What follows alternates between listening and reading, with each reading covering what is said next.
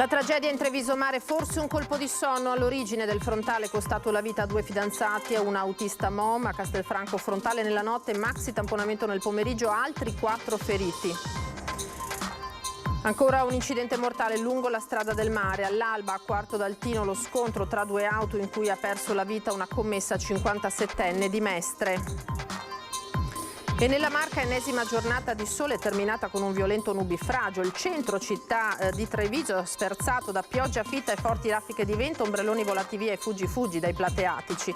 Per chi ha scelto di trascorrere invece la giornata a Venezia, disagi in stazione dei treni, evacuata per un allarme bomba scattato alle 9 dopo una telefonata anonima alla polizia locale. Allerta rientrata a mezzogiorno.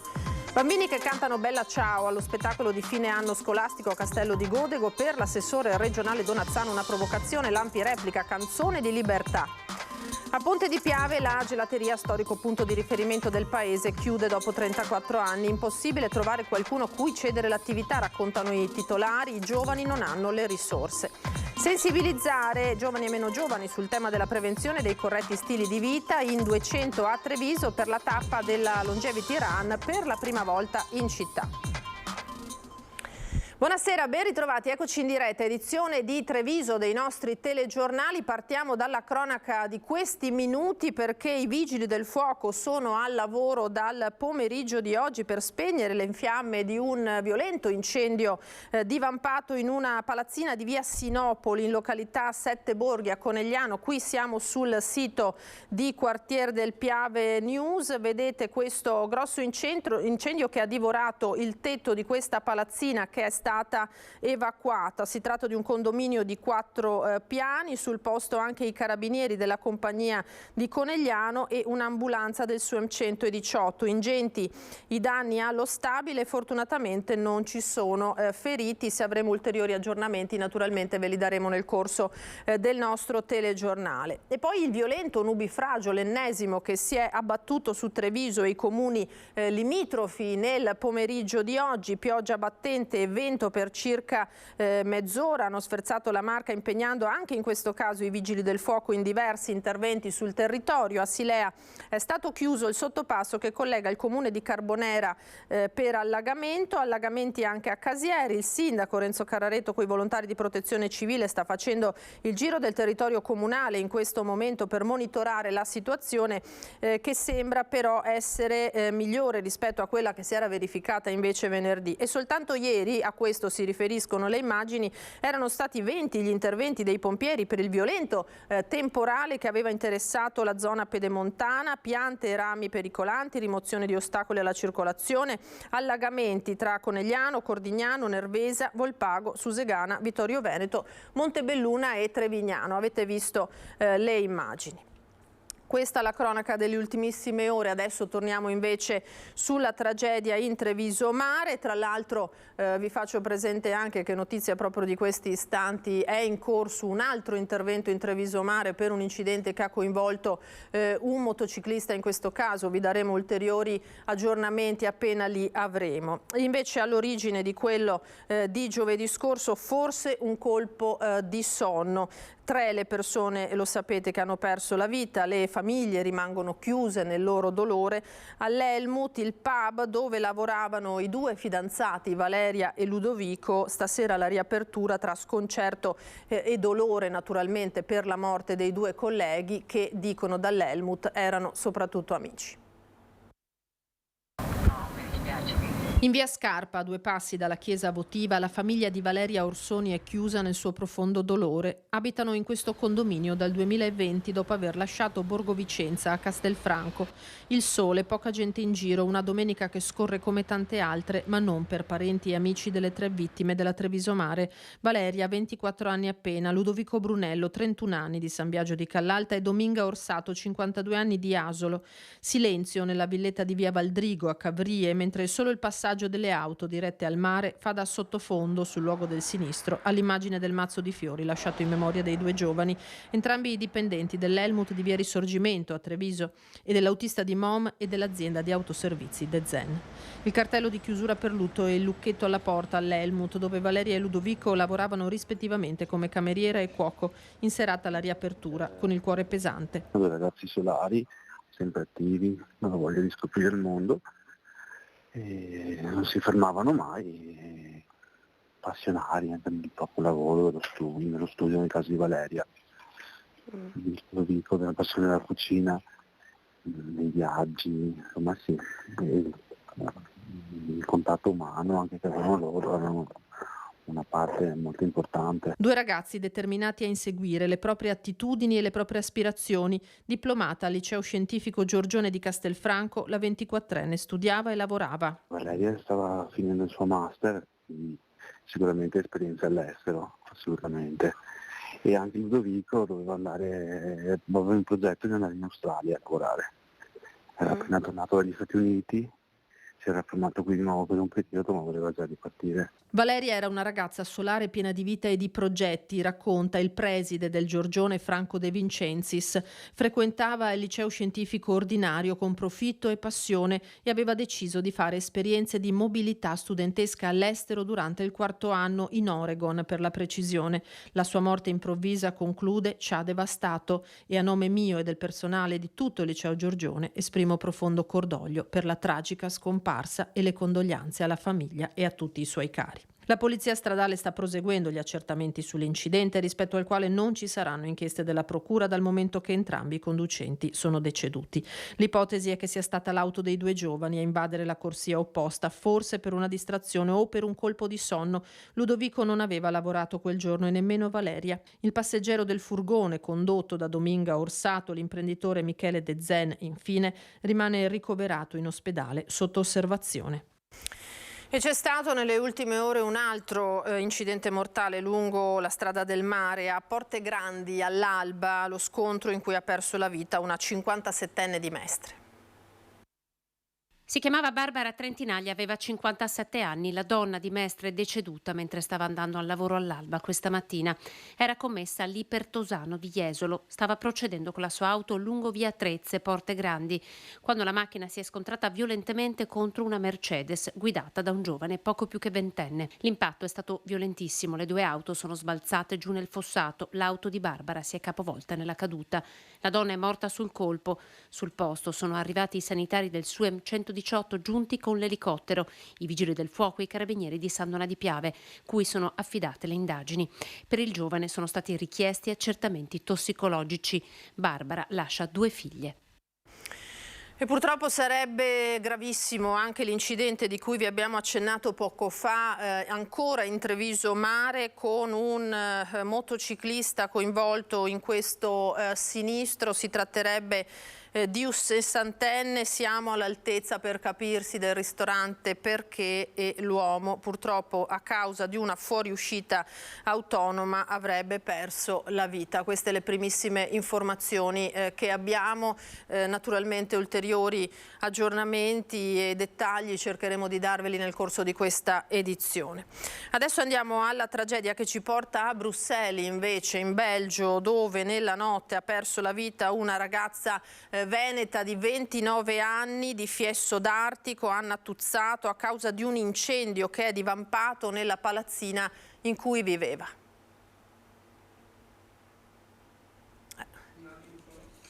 Vediamo tra pochissimo.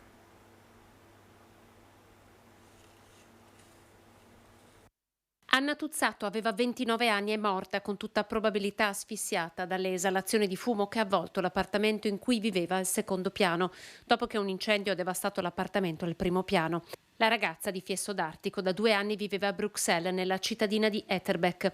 Lavorava nell'ufficio comunicazione di una ONG che segue i coltivatori di agricoltura biologica. Si era laureata in scienze della comunicazione a Padova. Quando i vigili del fuoco sono intervenuti all'alba, la giovane aveva già perso conoscenza a causa delle inalazioni. Sono stati inutili i tentativi di rianimarla. I familiari della ragazza, genitori e le 2 sorelle hanno già raggiunto la capitale belga, assistiti dalla Farnesina in stretto accordo con l'ambasciata italiana. A ricordarla oggi anche il presidente della regione Veneto, Luca Zaia. In un post sulla sua pagina Facebook scrive: una notizia che ci riempie di tristezza. Per un'assurda fatalità il Veneto perde una giovane che si stava impegnando per rendere migliore il mondo. Una tragedia che ricorda purtroppo la storia di altri 2 ragazzi, Gloria e Marco, che hanno perso la vita nel tragico incendio a Londra, quello delle Grenfell Tower, il 15 giugno di 6 anni fa.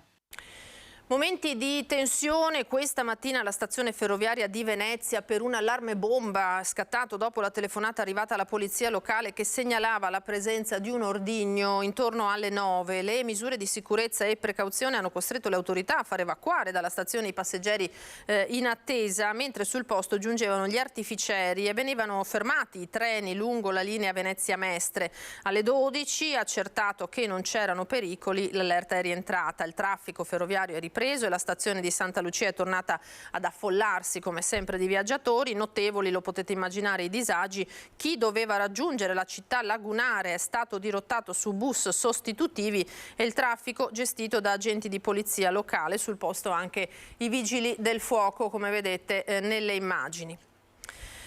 E c'è stato tra l'altro un altro incidente stradale la notte scorsa con gli stessi vigili del fuoco che sono intervenuti in via dei Prai a Castelfranco per lo scontro tra due auto. Due i feriti, i pompieri giunti sul posto hanno messo in sicurezza la strada, estratto da una delle due auto il conducente che era rimasto incastrato. Entrambi i feriti sono stati assistiti dal personale sanitario del SUEM e trasferiti in ospedale. Un altro incidente, un maxi tamponamento, in questo caso sempre a Castelfranco, si è verificato nel tardo pomeriggio di oggi in via Brenta, coinvolte 4 automobili, 2 feriti sono stati accompagnati in ospedale. Voltiamo pagina, rimaniamo però nella Castellana con il caso, chiamiamolo così, dei bambini che cantano Bella Ciao allo spettacolo di fine anno scolastico. Caso che ha oltrepassato i confini comunali con l'assessore regionale all'istruzione Elena Donazzan, che ha annunciato di voler andare fino in fondo a quella che definisce una provocazione e pronta è arrivata la replica dell'ANPI.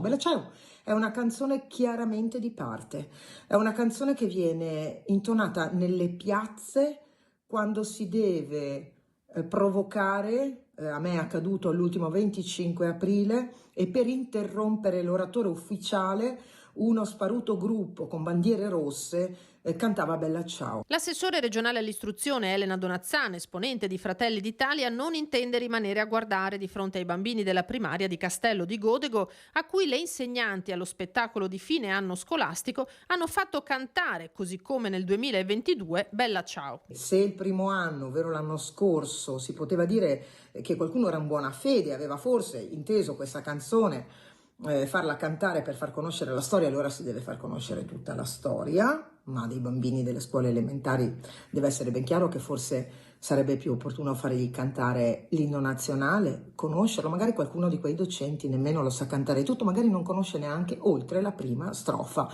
Allora, siccome la responsabilità è degli educatori e delle istituzioni, vedremo di andare fino in fondo a queste responsabilità. All'opposto la posizione del presidente dell'ANPI, Giuliano Vernier. Questi signori dovrebbero, compreso il sindaco, che non è il podestà, che dovrebbe capire che la scuola è libera e quindi l'insegnamento è un insegnamento democratico che può comprendere anche imparare una determinata canzone. Bella Ciao è una canzone di libertà, è la canzone più diffusa al mondo tra le canzoni italiane. Allora questa non è una canzone di parte. È vergognoso che sia nato questo scandalo intorno a questa canzone. Nessun caso, anzi, secondo l'associazione Partigiani con Vernier, che conclude rivolgendosi direttamente a Donazzan. Una che, come la Donazzan, che è andata in televisione a cantare Faccetta Nera, dovrebbe solo star zitta e comunque imparare anche lei un po' di storia che non gli farebbe male. Adesso parliamo del GRIS. Drammatica la situazione nella comunità per disabili e nelle strutture sanitarie, costrette a fare i conti con la mancanza di operatori sociosanitari, soprattutto in vista dell'estate. Inutile anche il tentativo di intercettare delle badanti per colmare questo vuoto. Abbiamo fatto più di 400 telefonate a operatori sociosanitari che ci hanno detto no grazie, sto bene dove sono perché prendo già di più, non me ne frega nulla di spostarmi. Per l'urgenza abbiamo cercato di trovare anche badanti e non abbiamo trovato nulla, zero completo. Cioè è una cosa folle. La situazione fino ad ora critica rischia ad estate avanzata di diventare tragica. Un esempio lo dimostra la condizione in cui stanno vivendo i 130 ospiti dell'Istituto GRIS di Mogliano Veneto. Secondo Ivano Pillon, alla guida del coordinamento delle associazioni disabilità, sono costretti a vivere rinchiusi nelle loro stanze perché il personale per portarli fuori all'aperto non c'è. Gli ospiti del polo disabilità anche quest'anno dovranno rinunciare ai soggiorni estivi. Sono rinchiusi dentro in un carcere da 3 anni per colpa del Covid, ma lì nessuno ha più fatto distinzioni fra disabilità e anziani, si parla di RSA. Francamente stanno meglio i carcerati. Come nella comunità di Casa Codato, Preganziol, dove tutti e 18 gli ospiti disabili gravi sono affidati alle cure di 2 operatori. Ci sono state 2 maternità, 2 malattie a lungo termine, 2 che sono stati assunti da azienda zero, 1 che ha cambiato lavoro, 7 persone, come fai a fare i turni? Cioè, vuol dire che quelli che sono rimasti si licenzieranno perché dicono io non posso lavorare 24 ore al giorno per questo. I concorsi indetti dalla Regione hanno drenato centinaia di professionisti dalle cooperative. Troppo alto il divario in termini di busta paga tra pubblico, sistema sanitario e privato, le cooperative. Le IPAB, che stanno affrontando lo stesso problema, stanno avviando con contratti con operatori all'estero. Stanno venendo avanti valanghe di anziani non autosufficienti che fanno richiesta di entrare nelle strutture. A, non ci sono posti letto nelle strutture, B, non ci sono operatori e infermieri nelle strutture. È un dramma che deve trovare una soluzione di tipo politico. E adesso torniamo sull'incidente in Treviso Mare. Siamo in grado di mostrarvi una immagine, anzi un video che ci ha fornito la nostra Anna De Roberto direttamente dal posto, perché ha dell'incredibile la dinamica che sta emergendo, che è costata la vita a questo motociclista di cui naturalmente l'identità non è stata fornita. Abbiamo detto un uomo sui 60-65 anni, siamo in zona Roncade, pare che un cavo sradicato dal maltempo, dopo dovremo capire di cosa stiamo parlando, di che genere di cavo, abbia investito in pieno questo motociclista al suo passaggio, attorcigliandosi attorno e facendolo cadere, quindi davvero una dinamica terribile, e cercheremo naturalmente di darvi ulteriori dettagli. Un attimo regia che proviamo a mostrare un altro video di quello che sta succedendo. Ecco qua c'è naturalmente il traffico che viene deviato perché la strada, lo vedete, è bloccata. Queste sono le primissime immagini che ci arrivano dal luogo dell'incidente, grazie alla nostra Anna De Roberto. Andiamo a Ponte di Piave adesso con la storica gelateria, punto di ritrovo per il paese, che chiude dopo 34 anni di attività sul posto. I gestori fanno questo mestiere addirittura da 43. Impossibile, dicono, trovare qualcuno a cui cedere questa attività. Sentiamoli. La bottega del gelato, o meglio nota al Paperino, storica rivendita di gelato e dolciumi a Ponte di Piave, chiude i battenti ed è destinata davvero a scomparire. Sì, perché nessuno vuole raccogliere l'eredità di Fausto Mariana e Anna Maria Marangoni, che a breve cesseranno l'attività. È dura. C'è tanta gente, è venuta gente che ci ha chiesto. Ma poi quando si parla nell'atto economico, allora... Lui al laboratorio, lei alla vendita. Anna Maria si presenta come banconiera. 43 anni di lavoro, il debutto in Germania, la parentesi veneziana, Mestre, poi la scelta di stabilirsi a Ponte di Piave 34 anni fa. Chiedono a chi si candida a prendere il loro posto di restare fedele alla produzione artigianale del gelato, ma anche su questo punto stanno facendo difficoltà. Veniamo qua la mattina e facciamo frutta lavata, pulita, tagliata, frullata, e facciamo il gelato. Qualcuno che abbiamo trovato, gli abbiamo detto: noi ti accompagniamo, ti insegno come devi fare, anche perché un po' di esperienza la devi avere come tutti quanti i lavori. Tra chi si è affacciato per chiedere informazioni alla vista del cartello, anche alcuni giovani cui mancava però il capitale minimo per iniziare. Non hanno la disponibilità perché le banche non aiutano in primo modo, e dopo tutto dipende anche dai genitori se sono in grado di aiutare queste coppie giovani da poter inserirsi a prendere un'attività, perché qualcuno ci sarebbe anche, però non ha magari la disponibilità. Silea è invece il primo comune della Marca ad adottare i patti digitali di comunità, 2 documenti redatti da genitori che sanciscono un'alleanza educativa tra famiglie, insegnanti e amministrazione locale per gestire il rapporto dei più giovani con i social e il web. Un giorno importante per Silea perché oggi viene lanciato il patto digitale, ovvero questa alleanza educativa tra genitori, scuola e amministrazione comunale per gestire quello che è il benessere digitale dei nostri figli. Benessere digitale che si sviluppa grazie alla partecipazione attiva dei genitori, che per primi hanno chiesto all'amministrazione di Silea di intervenire a supporto di progetti educativi per insegnare ai più giovani l'uso corretto dei social e del web senza incorrere in rischi e pericoli. Un progetto che si inserisce nell'ambito della ricerca promossa dall'Università Milano Bicocca e che nel comune si è svolto insieme all'associazione MEC, Media Educazione Comunità. Quello che ci ha fatto decidere come amministrazione comunale di Silea di accantonare anche una voce di bilancio per sostenere questa progettualità è proprio il fatto che ci fosse un rigore scientifico, una ricerca in corso e diciamo un supporto di competenza che potesse sostenere la richiesta dei genitori in modo adeguato. È grazie alle competenze esterne di chi si occupa di educazione digitale che i genitori, riuniti a un tavolo, hanno potuto condividere esperienze e necessità per costruire insieme un percorso educativo per se stessi e per i propri figli, orientato all'uso e alla gestione dei device. Ci rendiamo conto che più che benessere delle volte sono fonte di malessere, appunto perché risulta difficile imparare a gestire i tempi di esposizione, l'età per esempio a cui possono accedere ai social media oppure determinati device, ai videogame e ad altre cose. Quindi per noi è stato fondamentale poterci confrontare e cercare nelle istituzioni e nell'associazione MEC una guida che ci potesse in qualche modo aiutare a trovare una soluzione, insomma, per venire a capo di questo progetto educativo. Sono 2 i patti redatti dai genitori, uno per la scuola dell'infanzia e primaria, l'altro per la scuola secondaria di primo grado. Sono la base per la creazione di un'alleanza tra figure educative che si impegnano a dare ai ragazzi gli strumenti necessari per affrontare quotidianamente anche i rischi del mondo digitale. Ci fermiamo adesso per qualche istante, restate come sempre con noi.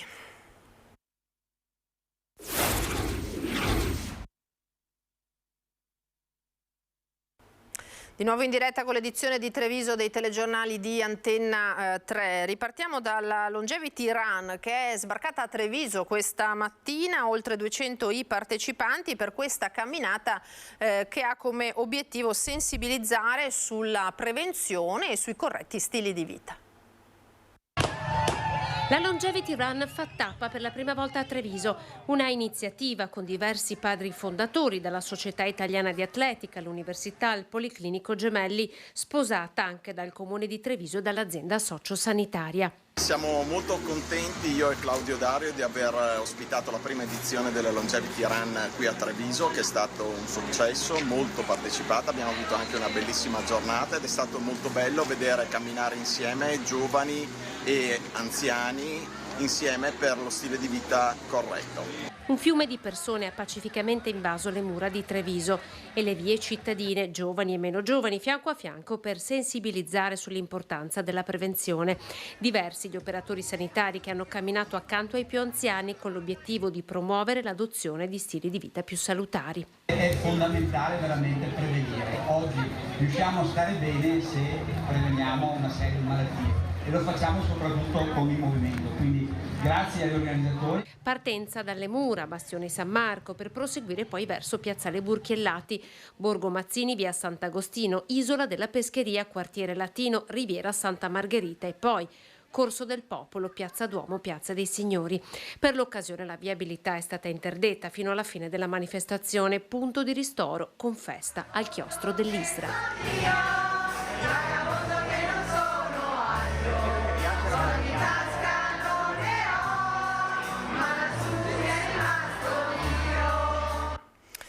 Nel 2011 un grave incidente stradale gli cambia la vita, ma Tony Venturato, il protagonista di questa storia che vi raccontiamo, non si arrende e torna a camminare e a correre. Qualche anno dopo prende parte addirittura alla maratona di New York, che affronterà nuovamente quest'anno con un importante riconoscimento. Mi sto emozionando perché mi è arrivata questa mail di invito dagli organizzatori della maratona di New York per meriti sportivi ed umani, per aver aiutato questi ragazzini malati oncologici con il mio libro. L'emozione è tanta per Tony Venturato, giornalista, scrittore di Trevignano, quando racconta del riconoscimento che arriva direttamente da New York dagli organizzatori della più famosa maratona al mondo. Lui che il prossimo 5 novembre correrà per meriti umani e sportivi grazie al suo impegno nei confronti dei bambini malati oncologici, seguiti dalla fondazione, dove il giorno prima della corsa presenterà il suo libro, la sua biografia Never Give Up. Sarà un testo dedicato a loro proprio per spronarli e dire: non importa una gamba in meno, un pensiero in meno, qualcosa in meno, la vita continua. Never Give Up ripercorre la storia di Tony Venturato da quel 2011, quando rimane coinvolto in un grave incidente stradale che gli provoca una lesione al midollo spinale e delle parestie alle gambe. Ma lui, supportato dall'affetto della famiglia e degli amici, non si arrende all'idea di trascorrere il resto della vita su una sedia a rotelle e ai medici chiede di essere rimesso in piedi, facendo loro una promessa. Io ho un sogno, ma voi mettetemi in piedi e io vi garantisco che correrò la maratona di New York. E dopo diversi interventi, fisioterapie e lunghi allenamenti tenuti segreti alla famiglia, nel 2014 quella maratona arriva davvero a correrla. Ho corso la maratona di New York e una volta sono arrivato all'arrivo ho detto: sono l'uomo più felice del mondo, perché per me quella è stata vincere la maratona di New York, ma vincere la maratona della vita. Nel 2022 Tony torna a correre per la seconda volta la maratona di New York. La sua storia arriva nella Grande Mela e qui decide di devolvere i diritti del suo libro ai bimbi oncologici. Il resto è storia di questi giorni, con la mail e l'invito ufficiale alla manifestazione 2023 per meriti sportivi e umani. E ho detto agli organizzatori: la correrò tutta, non mi importa se lo correrò in 5, 6, 8 ore. Guardate, venitemi anche incontro con la carrozzina, fatelo tranquillamente. Però lì ci voglio essere. Non so se sia una cosa che mi merito, però mi riempie di gioia e mi fa palpitare.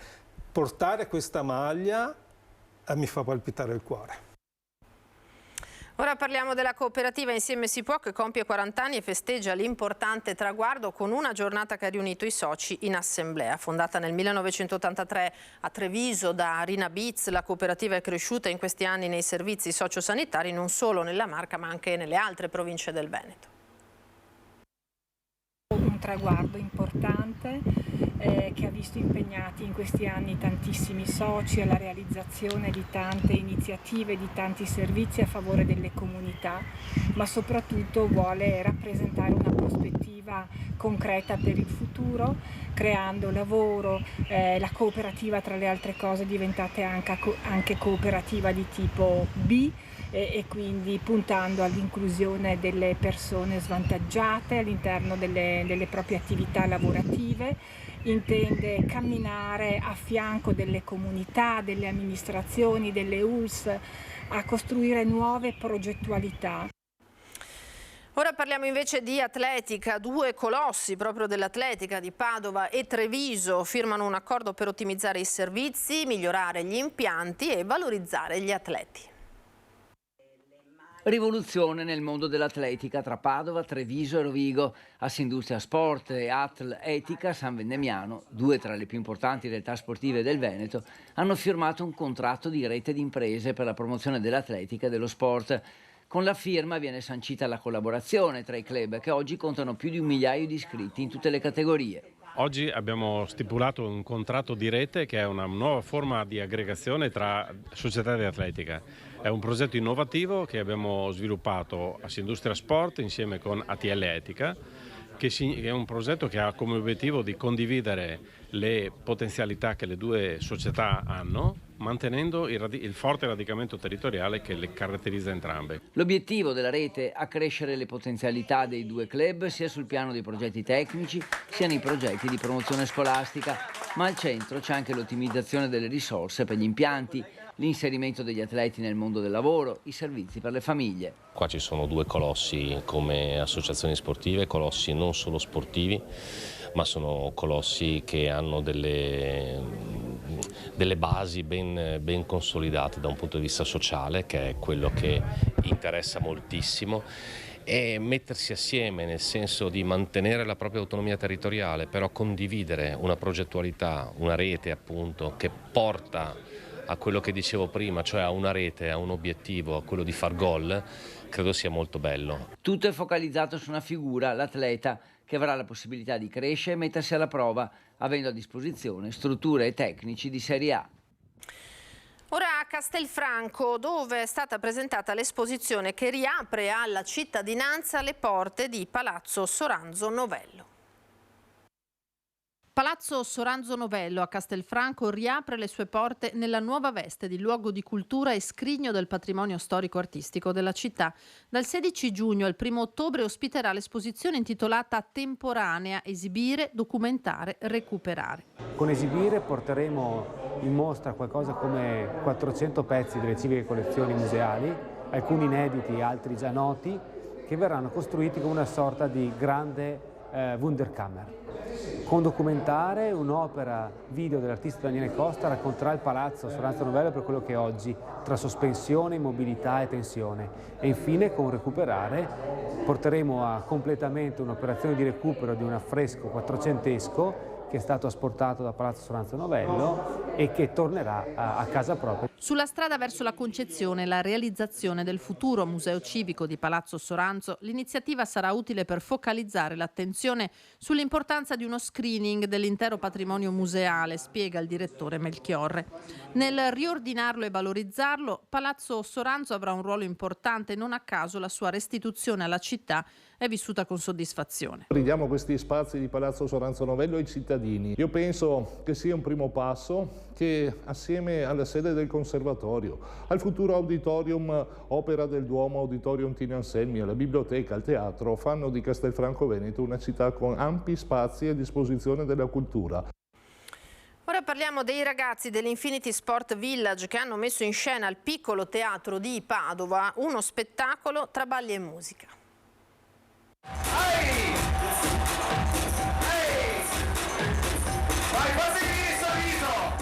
La parola d'ordine era divertirsi e così è stato per i ragazzi, per i bimbi, ma anche per i più grandicelli che sono saliti sul palco del Piccolo Teatro di Via Asolo a Padova. Ma dietro la musica, ai balli, un messaggio più che mai attuale, diretto proprio ai giovani, meno social e più contatti umani.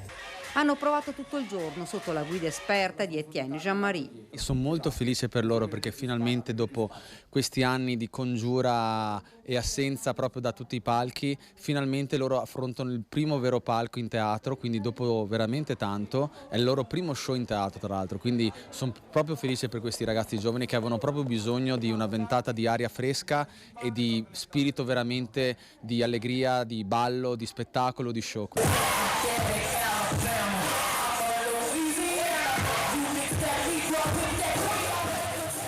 La danza può andare oltre agli schemi, agli stereotipi e loro, i ragazzi, lo hanno dimostrato, ognuno con una propria storia alle spalle, una difficoltà da superare. Una scuola di vita, non solo di ballo, a spiegarcelo sono Francesca e Gibril. Etienne è sicuramente un professionista che dal punto di vista del mondo del ballo e quindi dal punto di vista del professionista è sicuramente un padre per me, perché sicuramente parliamo di un aspetto morale che mi ha aiutato e non solo da quello del lato artistico e questo appunto. Per te Francesca? Non posso che dire che oltre che essere un grande professionista sicuramente appunto ci sta aiutando moltissimo, non solo proprio dal punto di vista della danza, e anche questo non è scontato perché non tutti gli insegnanti sono così, quindi posso essere solo che grata di essere una sua allieva. Let's go!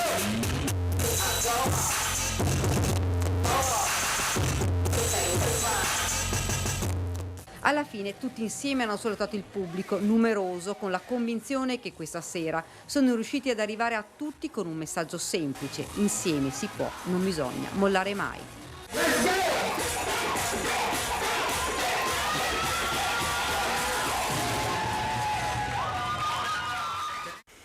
Ritorniamo alla cronaca di queste ultimissime ore perché siamo in grado di mostrarvi un video dell'incendio che è divampato, eccolo qua, in via Sinopoli, in località Sette Borghi a Conegliano, coi vigili del fuoco al lavoro, li vedete dal pomeriggio per spegnere le fiamme di questo incendio divampato su una palazzina, eccolo qua, a 4 piani, condominio che è stato necessariamente evacuato di fronte a queste immagini che vedete. Fortunatamente non si sono registrati feriti, ma i danni purtroppo sono risultati ingenti, sul posto anche i carabinieri e un'ambulanza. Parliamo di tutt'altro adesso in chiusura, perché naturalmente c'è delusione anche nella Marca per la sconfitta in Champions League dell'Inter nei confronti del Manchester, e proprio il tema calcistico ci viene proposto nel consueto servizio della domenica dagli archivi di Antenna 3. Allora andiamo nel giugno del 1987, quando al Tenni il Treviso si confrontava con la signora del pallone, la Juventus.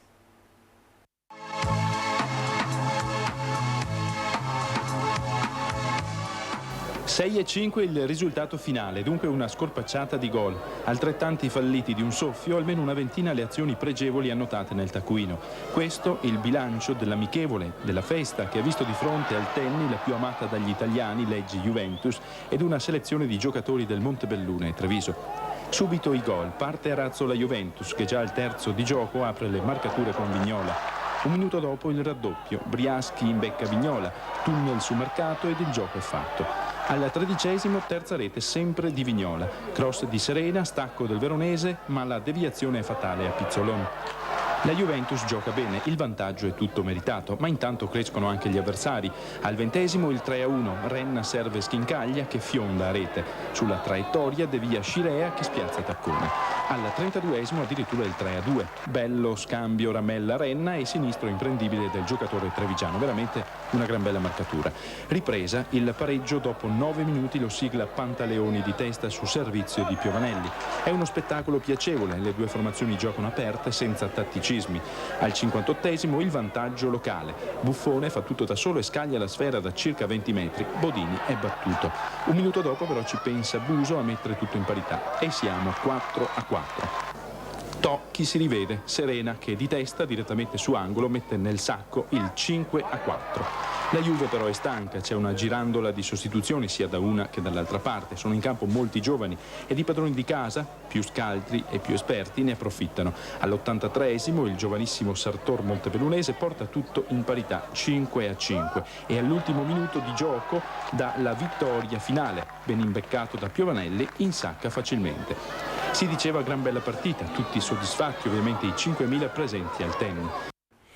Su queste immagini d'archivio noi ci fermiamo, grazie per averci seguito, adesso le previsioni del tempo, vi auguro una buona serata, arrivederci.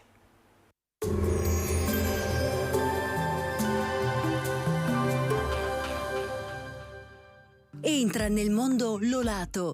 Da oltre 40 anni un team di professionisti per migliorare la qualità della tua vita. Centro del piede con servizi di podologia, laboratorio per la produzione di plantari e calzature su misura. Benvenuti al Meteo. L'estate 2023 stenta a decollare a causa dell'assenza sul Mediterraneo e sull'Italia di un campo stabile di alta pressione. Ancora qualche disturbo a inizio settimana. Vediamo insieme il dettaglio. Sul Veneto la grafica di lunedì 12 giugno evidenzia un contesto pressoché stabile in pianura con ampio soleggiamento. Consueta variabilità invece sui rilievi con temporali pomeridiani anche fin verso le aree limitrofe. Temperature in lieve e locale calo, minime tra 15 e 18 gradi, massime invece comprese tra i 23 e i 27 gradi all'incirca. Ci spostiamo ora sul Friuli Venezia Giulia, anche qui prevalenza di sole con qualche rovescio al pomeriggio come vediamo su zone alpine e prealpine. Temperature minime tra 12 e 19 gradi, massime sui 25-27 gradi. Infine diamo uno sguardo alla situazione del Trentino Alto Adige, dove si prevede sole ma con qualche temporale pomeridiano o in serata. Temperature minime intorno ai 16 gradi, massime sui 23-26 gradi. Dal meteo per ora è tutto, vi do appuntamento al prossimo aggiornamento. Arrivederci.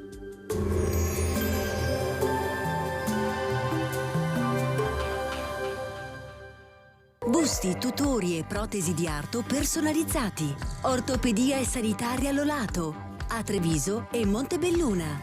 Lolato, soluzioni per star bene.